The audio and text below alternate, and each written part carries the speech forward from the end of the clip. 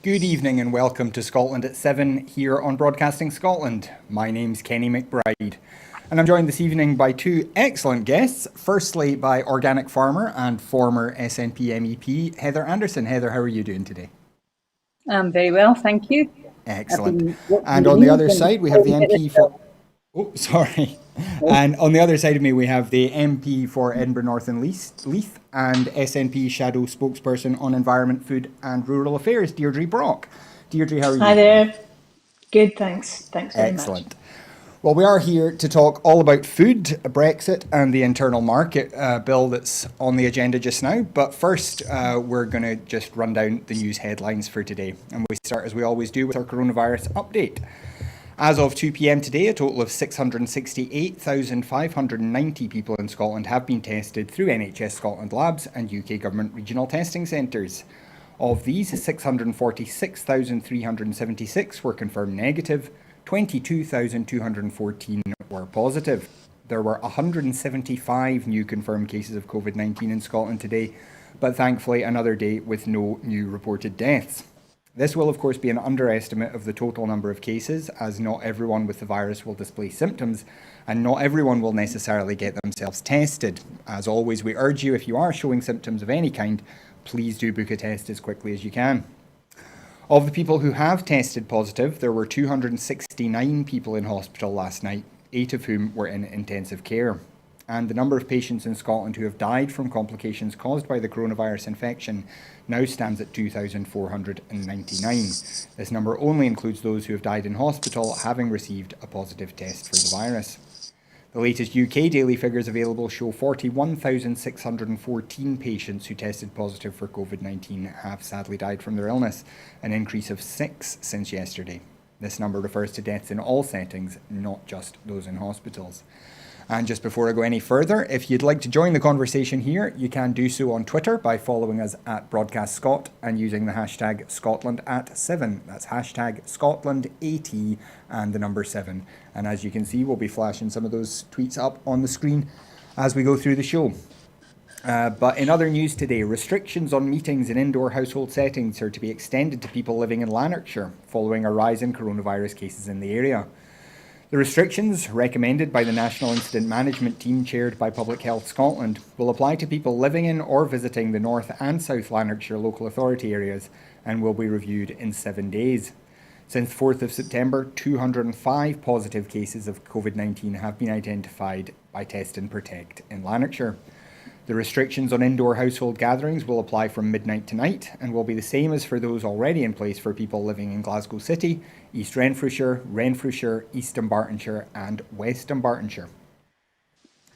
The BBC has come under fire from groups including those representing older citizens and those with hearing impairments after announcing plans to discontinue regular coverage of the Scottish Government's daily coronavirus briefings. Briefings will still be available on the BBC website, and the corporation has said it will use its editorial judgment to broadcast briefings when major developments are expected to be announced. The BBC said it sought to provide a consistent approach across the UK. Labour peer Lord Foulkes tweeted his pleasure that the BBC had listened to representations from him and Labour MSP Jackie Baillie. Baillie retweeted this but later claimed not to have tried to influence the BBC.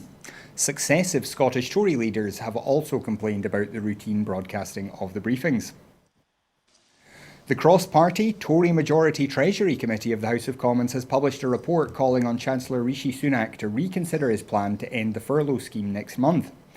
The report says the Chancellor needs to carefully consider a targeted extension of the scheme and/or other targeted support, as the impact of the pandemic continues to affect people's jobs and businesses.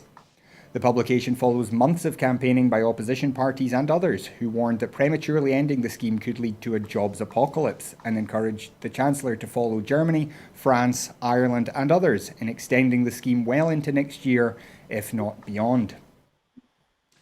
The UK secured its first major post-Brexit trade deal today, an agreement with Japan which it hailed as historic as it struggles to agree on trade with its closest trading partners in the EU. Trade Minister Liz Truss said, "The agreement we have negotiated in record time and in challenging circumstances goes far beyond the existing EU deal, as it secures new wins for British business in our great manufacturing, food and drink and tech industries."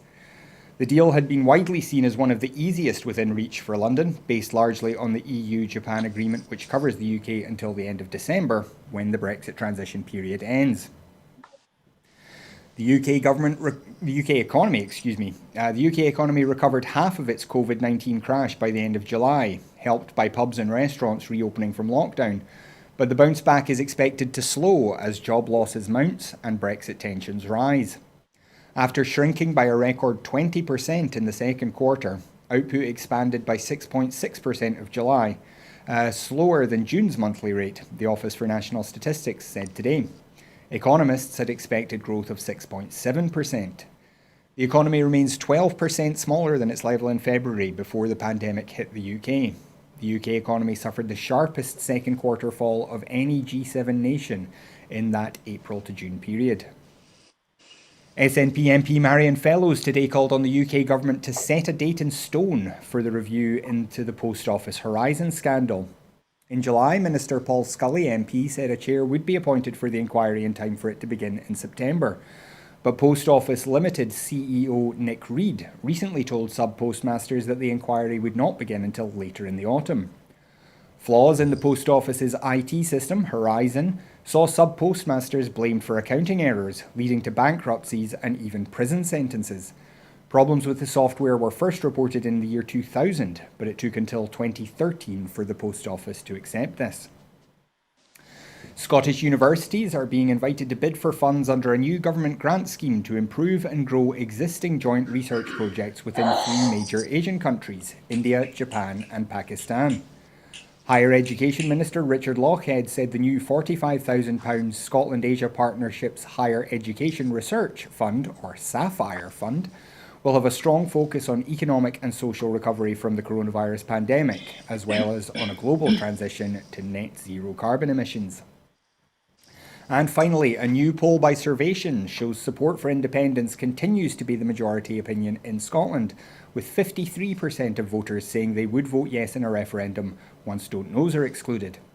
This is the 7th consecutive poll to show yes in the lead, which pro-independence politicians said showed a clear desire for Scotland to choose its own future.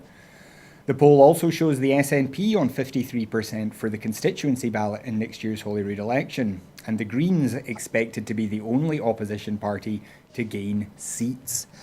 So, Deirdre, I think I'd just like to come to you first on this, because this has been a big issue today, this announcement by the BBC that they're not going to carry the First Minister's daily briefings on a regular basis anymore. What do you make of this, particularly the fact that there are Labour politicians claiming victory in applying pressure to the BBC to make this decision? I think if that is the case, and I have seen Lord Falk's tweet, which certainly suggests that, although I note that Jackie Baillie seems to have come out sort of pushing back from that, I think it's incredibly disappointing at a time like this, unprecedented, a pandemic across the world. And I know myself, speaking to so many constituents, that the level of comfort they get from those regular briefings, not everyone is able to get their information online, for example. There are some folk who might have difficulty for a variety of reasons. They maybe have difficulty using the written word. I think I'm right in saying that the First Minister's briefings are the only ones that consistently have sign language. So for people with hearing difficulties, it's very important for that. And some, of course, just don't have access to digital communications because of the cost. And then some people just simply prefer getting information from a public service broadcaster in the way that has been the case. So I've written myself to Ofcom about this just today, asking them, because I'm assuming that many people will have done the same. I know many people have written into the BBC, if social media is anything to go by, complaining about this decision. But I think the regulator needs to be aware of the concerns as well. And Heather, we've seen obviously this, we mentioned it there, this consistent rise in support for independence. And at the same time, we've seen opposition politicians calling on the BBC to stop giving all this free airtime to the Nats. Do you think there's just a failure to distinguish between the Scottish Government and the SNP there? I think this is astonishingly political. It's almost blatantly political. So we have a public service broadcaster taking a public service broadcast off air in the middle of a pandemic. And we know that the First Minister has done a tremendous job of reassuring people and giving them honest, factual information that they find reassuring. And that is almost intolerable to the Labour Party and the Tory Party in Scotland. They can't bear to listen to it because it's shown them in such a bad light. So I think the fact that the Director General stood as a Conservative candidate doesn't reassure us that it isn't a political move. It's a very, very bad day for the BBC. Mm-hmm. And Heather, obviously Deirdre mentioned that there are some people who don't have access to the internet to get these by another way. Obviously, that affects people in rural areas a lot more. Are there people in your area that have that issue? Yeah, we're still waiting. We're finally getting the rollout of R100 and superfast broadband, but broadband is a continual problem in our area in the south of Scotland. So many people will be depending on those television broadcasts. And as Deirdre said, people who depend on signers, you know, the UK government did those broadcasts a few months ago and they didn't even have signers behind the Prime Minister. We have repeatedly and consistently, day after day, ensured that the message is being communicated to people who need sign language. So it's putting them at an enormous disadvantage and removing reassurance at a time when they're about to become more concerned as we go into autumn and winter. Absolutely.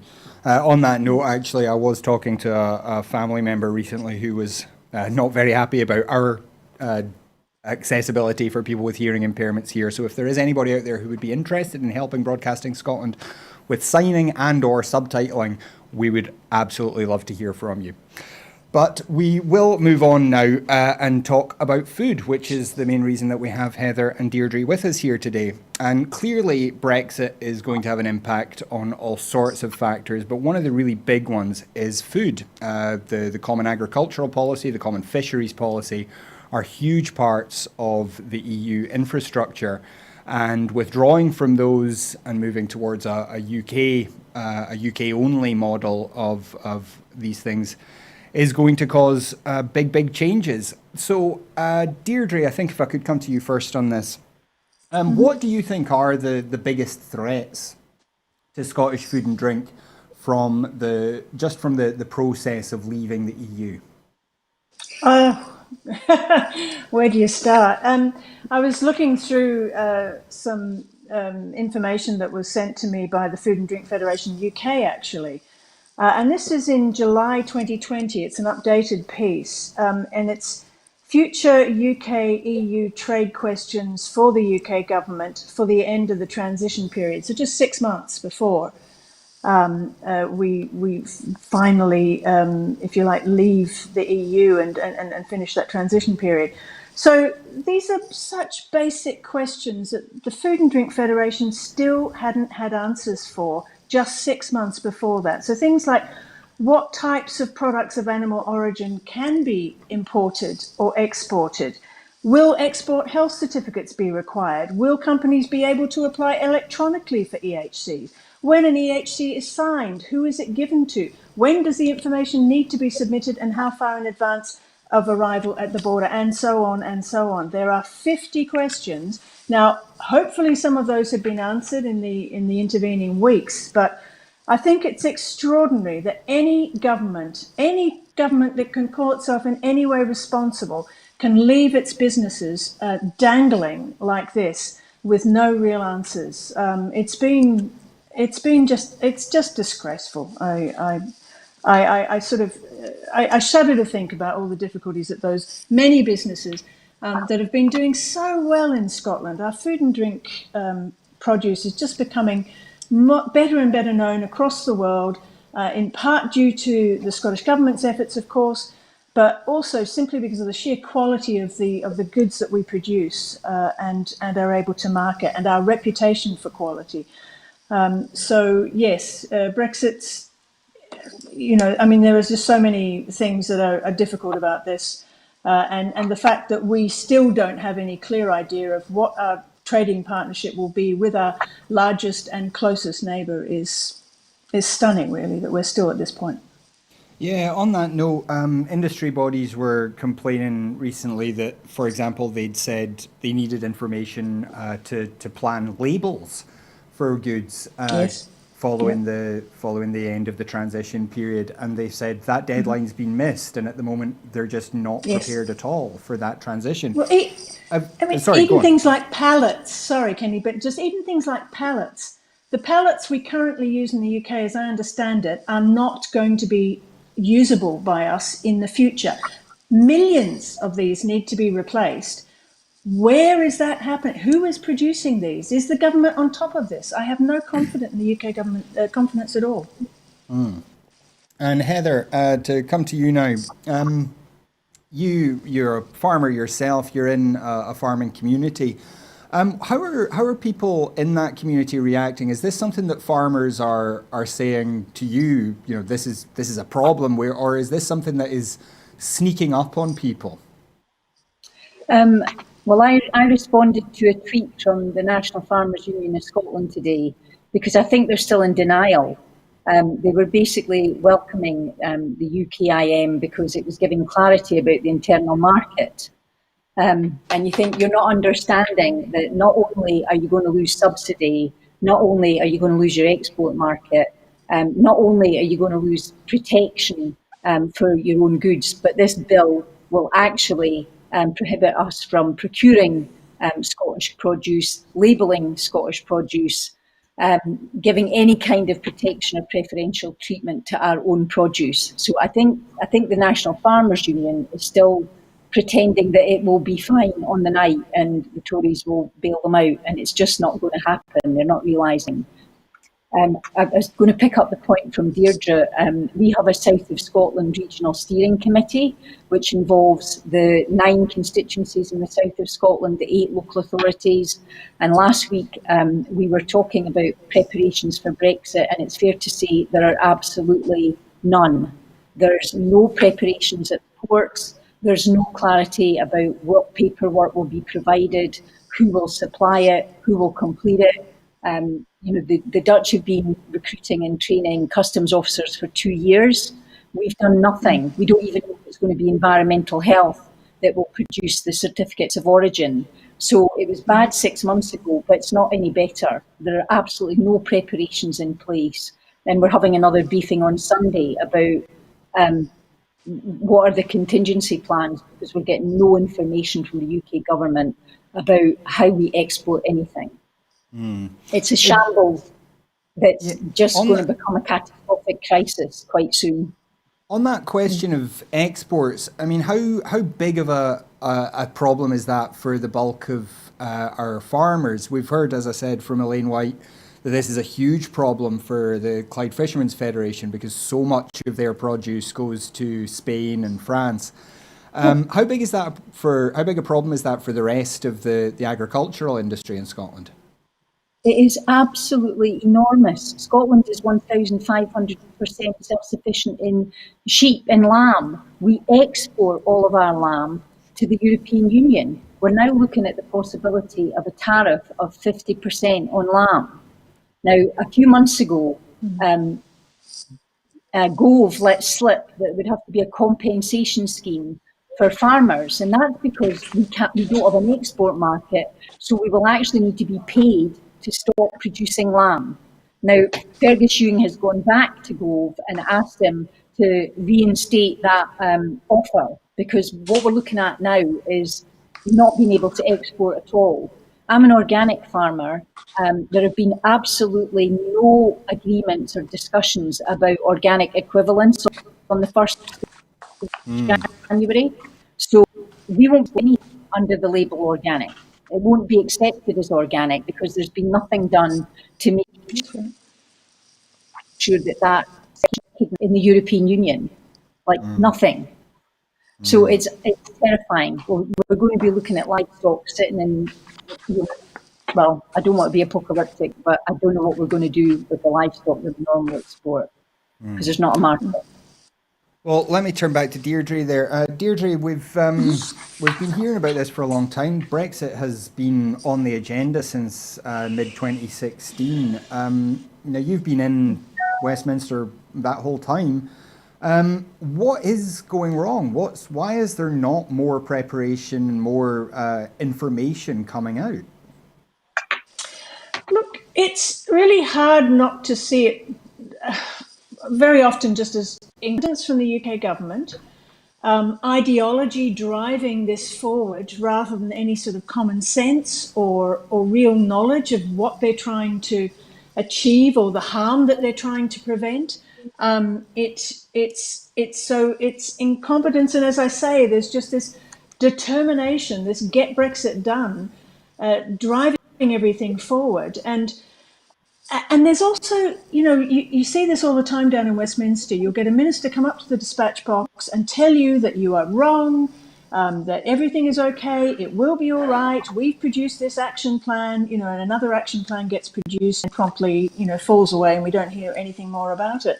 So it's a combination of things. But the thing that really gets me, I suppose, watching it all is just the lack of care for people and their livelihoods, the utter lack of care and for the effect that these decisions are having on them. It sickens me, I have to say. And it sickens me more and more because you'd have hoped by this stage that someone in that government would have realised that they're going to have to get a grip on this and give people some idea of what they are going to have to expect at the end of it. It's something to do with this game about, are we going to have a no deal? Are we going to have a deal?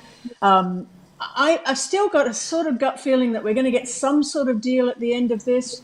There'll be a last minute capitulation, which will be presented as a triumphant, fantastic deal that Boris Johnson has been able to pull out of the bag. But, as we know, it will be nothing like the deal that we currently have with the EU. And in the meantime, of course, we've had, this illegal bill being brought to the Parliament that we are expected to support and even vote on. I mean, a minister. I'm sorry, I'm having a rant, but really, it's been a bad week for that Parliament and for the reputation, because we're all in a way tarred by this, and I find that really. I hope that enough people around the world recognise that the Scottish Government, the SNP and the Scottish Parliament reject, for the most part, utterly what is going on down in Westminster, and we want nothing to do with it. And the question that's been bothering me for a while, the farmers and fishermen were one of the big targets of the Tory party and the Brexit campaign. Mm-hmm.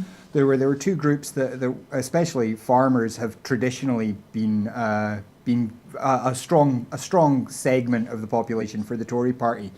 What do you think it is that has made the Tory party just so disconnected from a lot of its traditional constituency over Brexit?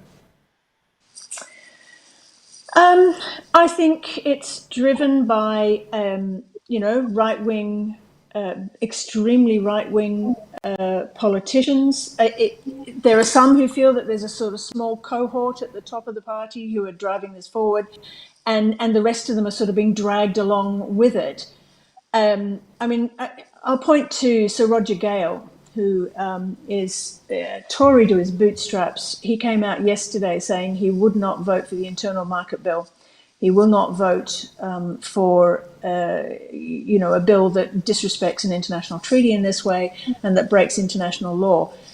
I mean, for any of us who've been down there for a few years, seeing Roger Gale come out as a rebel against the government is quite something. I mean, in terms of the farmers, the whole issue about regulations and food regulations in particular, and those not being written into first the agriculture bill, because we were told that it was more proper that they be placed into the trade bill, and then the trade bill went through and the government didn't put them into that either. And so what you've seen is a massive backlash, which I'm kind of surprised that most of them weren't expecting, against the Tory party from many farmers, and I think in a way it took them aback, and they're still trying to recover from it.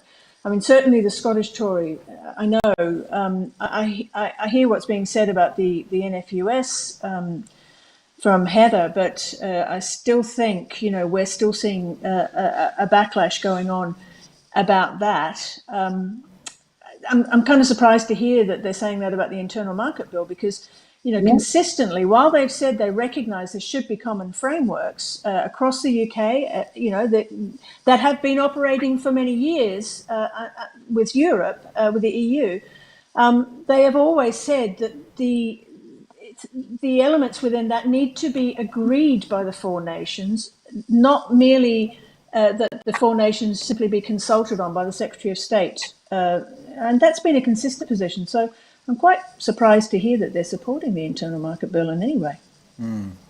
Heather, I think it was that thing about, I think there is a huge amount of trust that they will be protected and looked after, and they can't quite believe or understand the scale of the betrayal that's going on at the moment.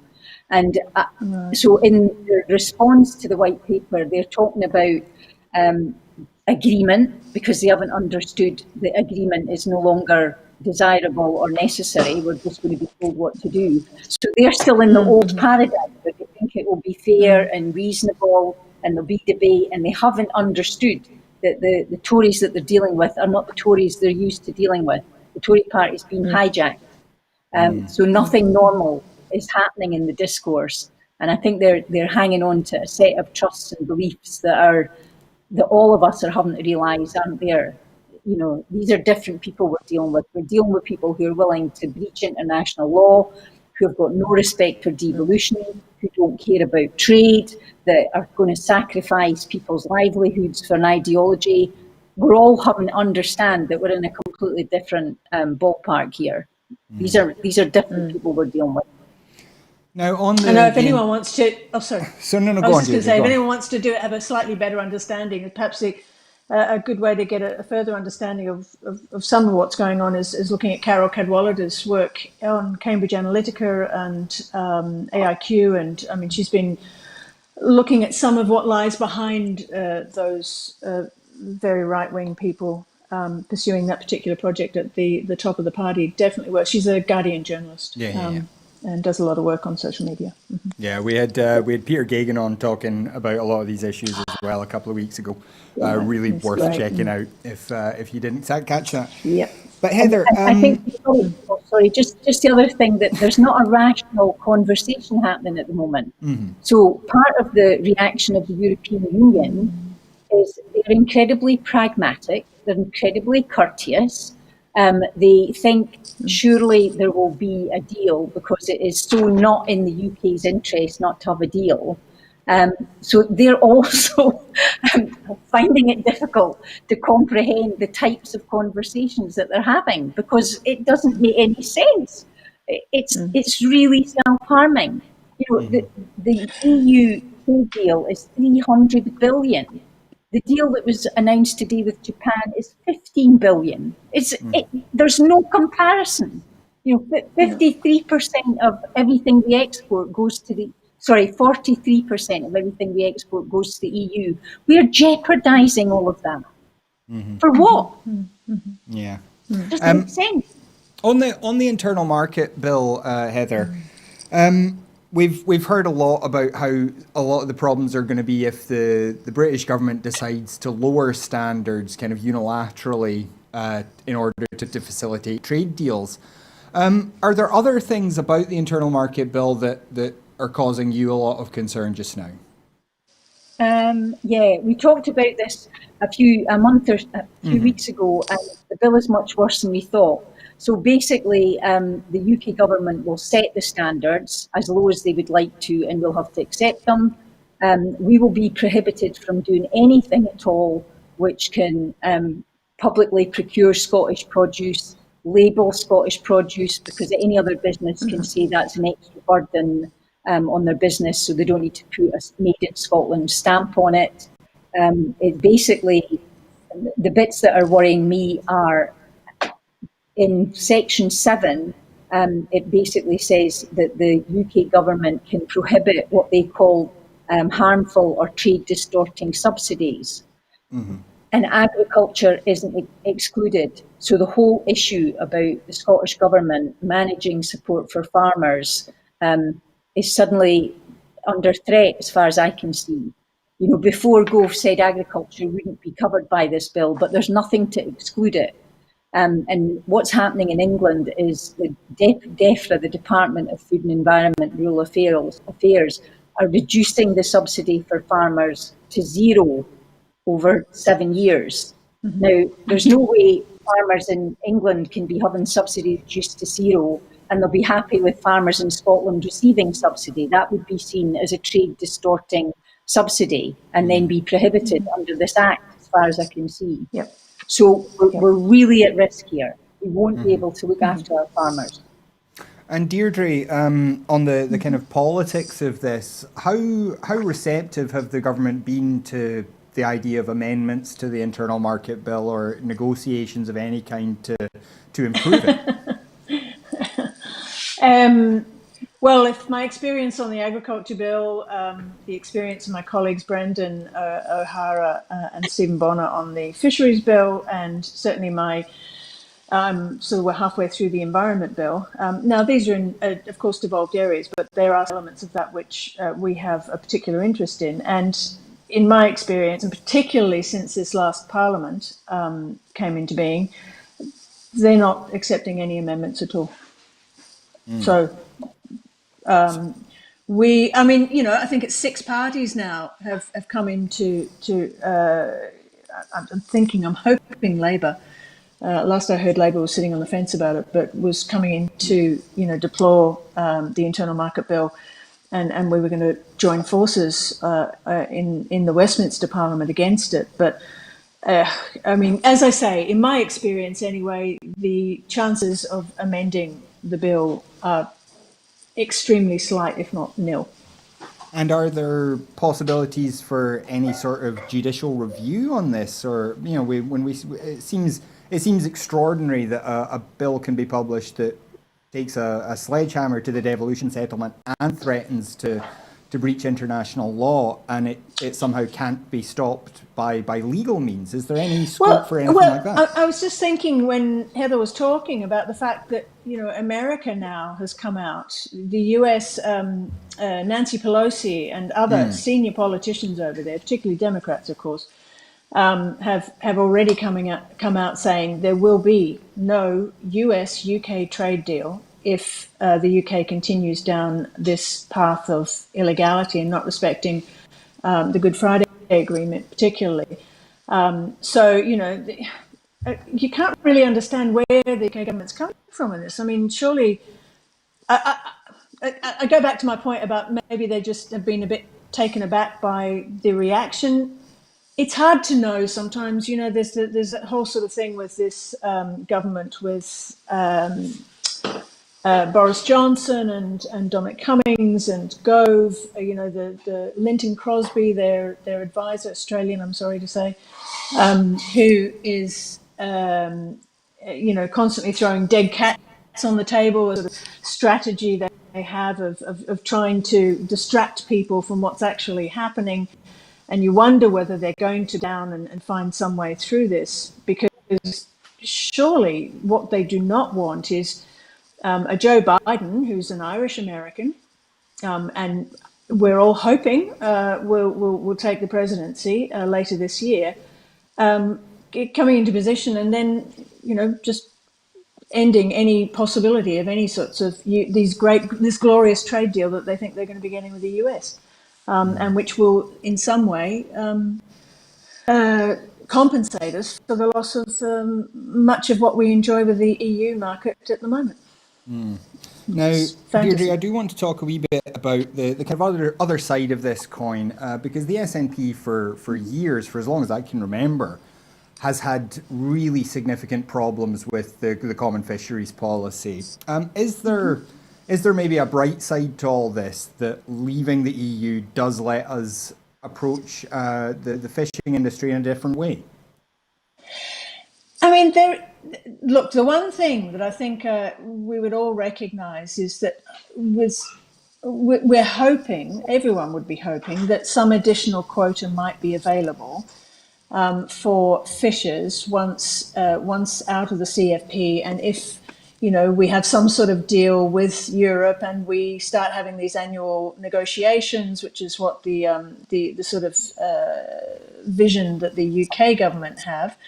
They're not saying they're going to change the quotas that exist currently. They're sort of backing away from that pretty strongly. Because, of course, down in England, a number of those are owned by EU companies anyway. And clearly they have significant legal challenges on their hands and so on if they tried to do that. So what they're focused on is whatever additional quota might come as a result of having control of UK waters. I mean, it does worry me that, we have a government that's come out blatantly saying it will disregard international law. Our relationships with other countries are governed by what is called the UN clause, UN Convention of the Law of the Sea. Mm-hmm. And that requires countries to cooperate with each other over management of fish stocks, and observe things like innocent passage, so that boats are able to enter each other's waters with an innocent, if you like, purpose. But this suggestion that I thought had been pushed very strongly by the Conservatives, and I think involved a certain amount of deception, was this suggestion that we could take overall control of our waters and then we will take all of the fish stocks within those waters. And that's just not going to happen, certainly not while the quota system as is operates. And secondly, we always have to take account of scientific advice. And, it might be that in 1 year, the scientific advice is that most of the fish stocks, the species that they would be hoping to get additional quota for, it won't be possible because otherwise you'll just start fishing them out, as happened before there was some sort of cooperation over this at EU level. And you look to Canada and the overfishing of cod there. I mean, it's still not recovered many years later. That's something we devoutly want to avoid. So I feel that they were, the sea of opportunity that was held out to fishers in Scotland, I fear is not going to be everything that they think it was going to be. That's the big concern. And Heather, back on the land, is there anything you think that can benefit farmers coming out of this? Is there at least an opportunity, if not one that maybe the Westminster government is seizing, to perhaps improve the system for things like agricultural subsidy? The UK government are about removing agricultural subsidy. That's their plan. The Scottish government are trying to protect subsidy, especially for less favoured areas. You've got much less good ground, a shorter growing season. There are reasons why you support people to continue to farm in Scotland. So no, I don't see. Our worry is not only are you removing the export markets, but you would then flood the market with cheaper, less high quality produce. And this UK internal market bill basically says you can't put up any protections against that. If a local authority in Scotland wanted to procure Scottish dairy milk, it can't. It would be prohibited, because it has to make sure it can procure from any part of the UK. It was one of the examples that they said if the Welsh government wanted to use Welsh lamb, they wouldn't be able to, because they would have to open up the market to any country, and that's presumably any country outside the UK. So if you want Brazilian beef or Japanese beef, you would have to give that equal status. You wouldn't be able to protect your own.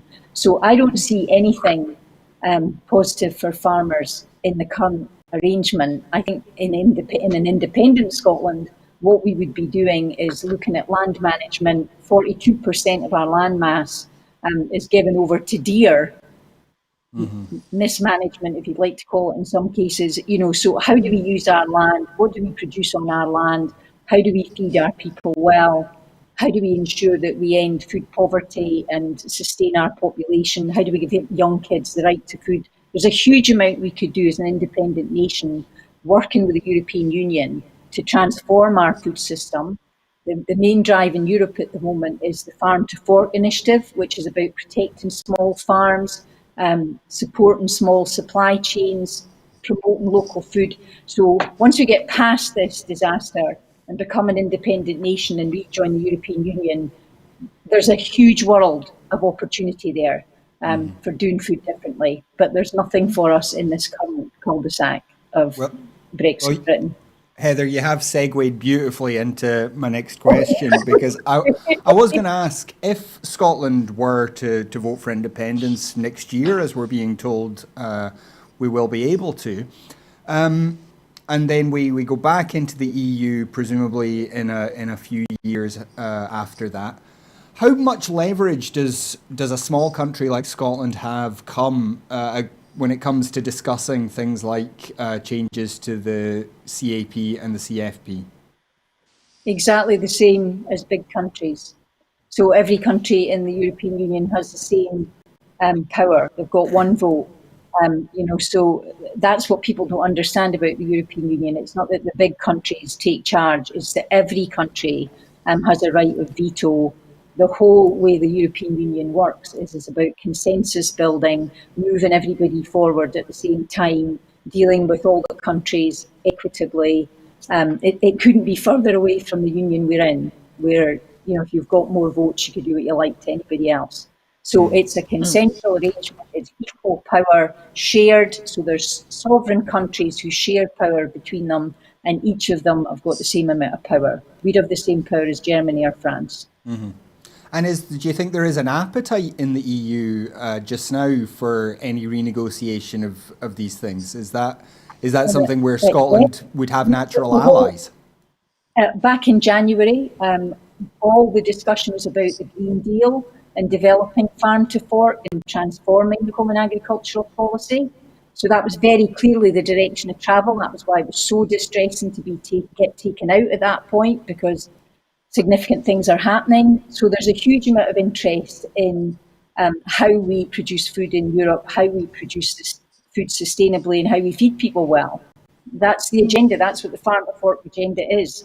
And we're temporarily removed from that dialogue, but we will have a huge amount to contribute when we get back in. Mm-hmm. So we did mention during our news update earlier that we've seen another poll showing independence in the majority, this time 53% yes. It's been as high as 55% officially, and we heard that the UK government has been told it's 56% according to their private polling.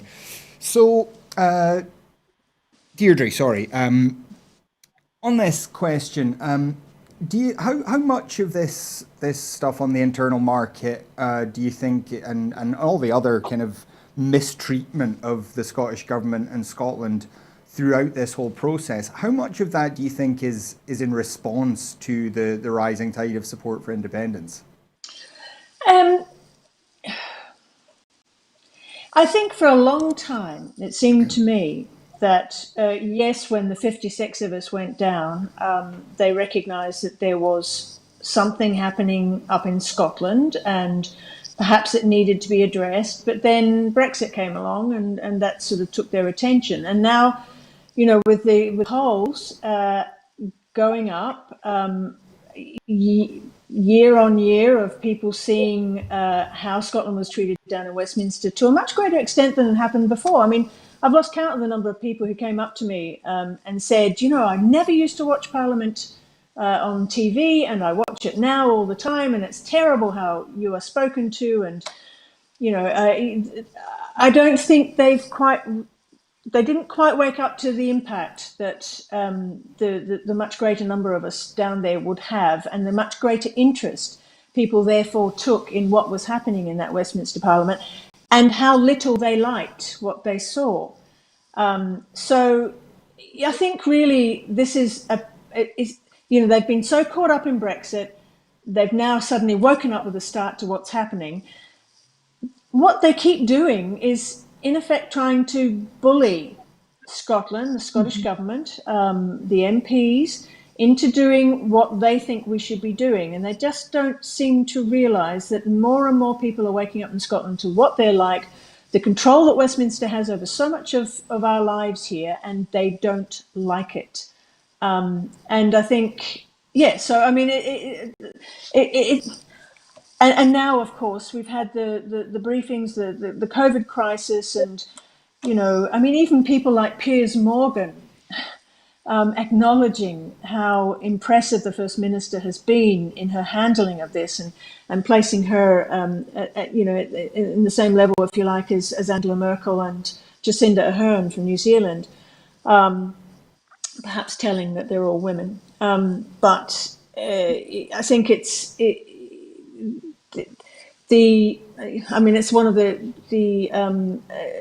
things that these briefings have added to. A lot of people I know watch them, and even though hadn't been independent supporters, hadn't supported the SNP, were incredibly reassured by the First Minister just being so competent and willing to stand there and act as a, you know, as a figure of authority, and say things that, you know, acknowledge that they'd made mistakes at times, acknowledge that there were difficult choices there, treating people like they were adults, people like that. And the contrast between what's happening down in Westminster and what's happening up in Scotland is just getting starker and starker every day.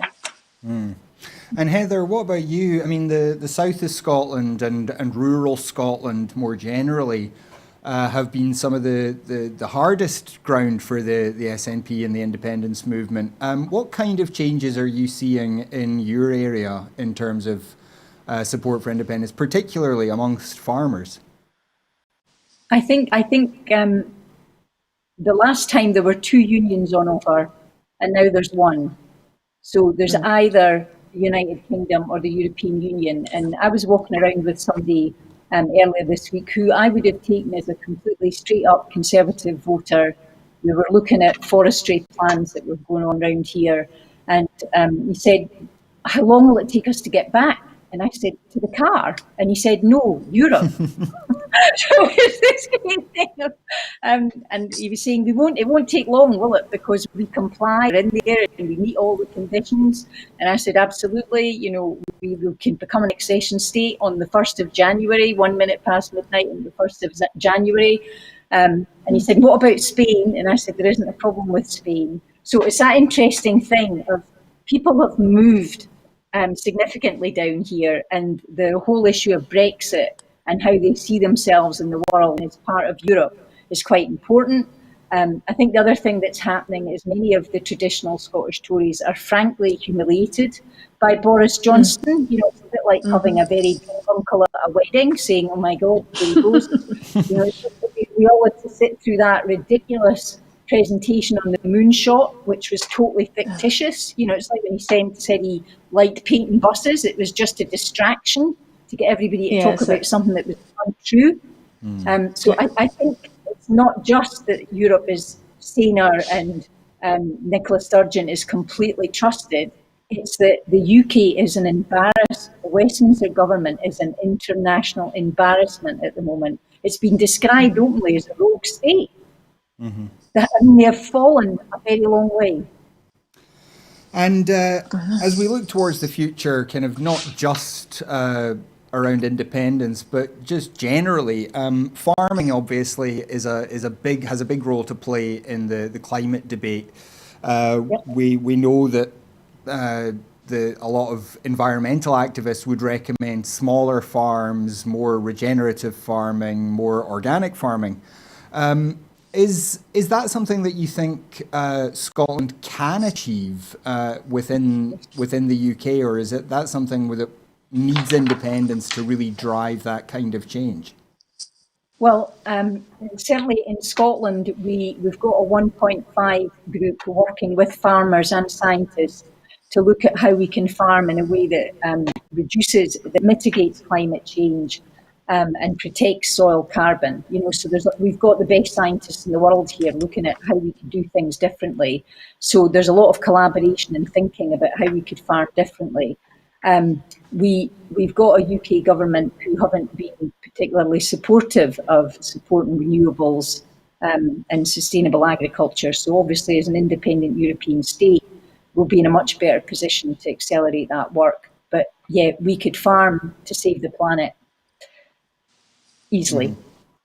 And Deirdre, has there been any talk about that at Westminster? Because for a while, Michael Gove was making a lot of really positive noises about improving the way we do agriculture in this country. Has that just kind of fallen away as the realities of getting Brexit done have hit him? Yeah, I mean, I think that's part of it. They're just in a complete tangle in some areas. I think, it's been interesting being on both the agriculture bill and the environment bill. And, Heather's already referred to this public money for public goods approach that the UK government says it will be taking as it reduces subsidy over 7 years, I think it is, to nothing for farmers and replaces it with money if they do things to improve the environment and adopt sort of more nature-friendly, sustainable practices. But my concern is those bills are what's described as sort of framework bills, and there is not enough detail in there. There aren't the sort of targets that I think they should be aiming for. I mean, today I met with someone from the Pesticide Action Network, for example, and they're desperately hoping to get into the Environment Bill targets about reduction in pesticide use. They just don't seem to be getting anywhere. I'm certainly keen to try and pursue it on their behalf, although much of that is, of course, the responsibility of the Scottish Government. And as Heather's already alluded to, I think there's a lot of really positive work going on there. But I mean, one contrast for me, there's clearly a lot more independent advice in Scotland now, and I would like to see that develop even further over all sorts of things. Advice for farmers, that isn't, conflicting with agrochemical interests, if you like, and which seems to be much more the case in England, unfortunately, certainly speaking to this gentleman this afternoon. And I worry, if that is where they are with pesticide use, and, if you like, the suggestion was that they're far more in the grip of those agrochemical companies than is the case up here, then, the consequences of the internal market bill, in areas like what pesticides are being put in our food, neonicotinoids and their effect on biodiversity, their use and their effect on biodiversity, this all starts coming into play for us as a result. And I think it's really important that we look at this internal market bill. It's complex. There are a lot of elements to it. It's only just come out. There was no sharing of this with the different devolved administrations before it suddenly hit, in its white paper form, and similarly with the bill. We're going to have to get our heads around all of this, but we need to make sure that people appreciate just how dangerous this bill is to the devolved administrations, to the different devolved to the Senate, the Assembly, and then our Parliament. This is a huge, it's an overused term, but it's absolutely appropriate here, power grab of devolved powers, and we must resist it with every sinew. And I can assure you everyone will be at Westminster, and I'm sure at Holyrood as well. Mm-hmm. And what, we don't have very long left, Deirdre, but what are your hopes then? We've talked a lot about fear in this show. What are your hopes for the food and drink sector in Scotland over the next couple of years? Well, obviously, we'll be heading towards independence. That's very much my hope, and we'll be able to decide these things for ourselves, because I think what we've shown just in the last few years, where the Scottish Government's been leading the way in trying to push into export markets on our behalf, establishing our Scotland bases overseas in places like Canada and Brussels and so on. They've already grown our markets considerably. We've got some top-notch people in there, like James Withers at Scotland Food and Drink, helping to promote our produce. I think the future is really bright, continuing to push into that EU market once we're part of the EU again. Renegotiating the CFP, I think that's absolutely possible. We've got the fourth largest fishing waters in Europe. They are some of the richest in Europe. Ironically, one of the reasons why fish are so important in negotiations at the moment is largely because of the sort of influence that we have because of those rich waters and the amount of the sheer number of fish species that are available in that for catching. So yeah, I mean, I think our reputation for quality and is appreciated more and more around the world, and I think really the future is absolutely bright. But we need to move away from that sort of dead hand of Westminster and start deciding these things and keep pushing them for ourselves, because we'll do a much better job of it. And Heather, just our last question of the show. The same question to you, really. What are your hopes for how the food sector in Scotland can develop over the next year or two?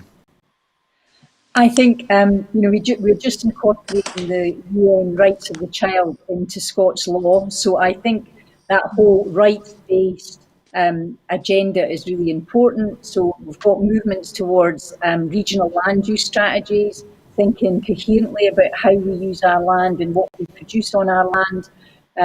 My idea was always to have a citizens' agricultural policy, where we actually think about growing food for people in Scotland as well as exporting and getting rid of food poverty. So I think we've got an incredibly exciting future ahead of us.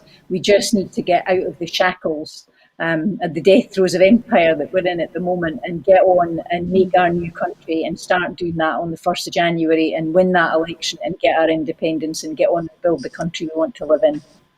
Well, that's a very positive note to end on.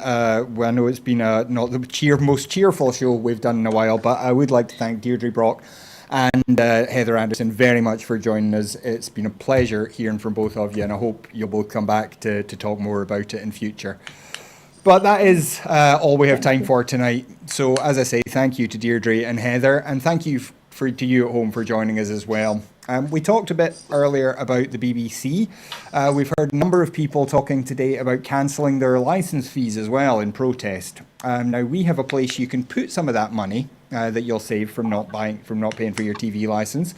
If you go to broadcastingscotland.scot/register, you can sign up there as a supporter. Your £5 a month makes a huge difference to what we're able to do here at Broadcasting Scotland. We want to develop into the kind of national broadcaster that Scotland needs and deserves. But we can only do that with your financial support. So if you're able to support us, then please do.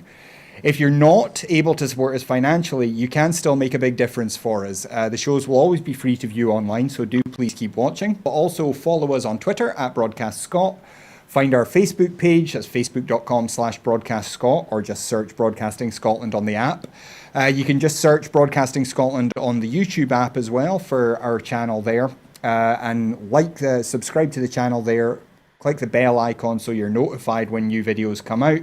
And then like and share the videos around. That's really the most important thing. Let people know why you watch Broadcasting Scotland, what you think we add to the media landscape in Scotland. And hopefully your word of mouth can help us grow our audiences. And finally, we've talked a lot today about a potential independence referendum and an election next year. We're going to need a lot of hands to help us cover those things. So if you're interested in getting involved in broadcasting and building that better broadcaster for Scotland, do please get in touch with us. We have a lot of opportunities and a lot of work that needs done. So do please get involved if you think that's something that you would enjoy. But that is absolutely all we have time for. So thank you once again to Deirdre Brock MP and to Heather Anderson. I'll be back on Sunday with the full Scottish, and then Gordon will be back on Monday. We'll be back for Scotland at 7. But that is all we have time for tonight. So until Sunday, thank you very much for joining us and have a great weekend. Good night.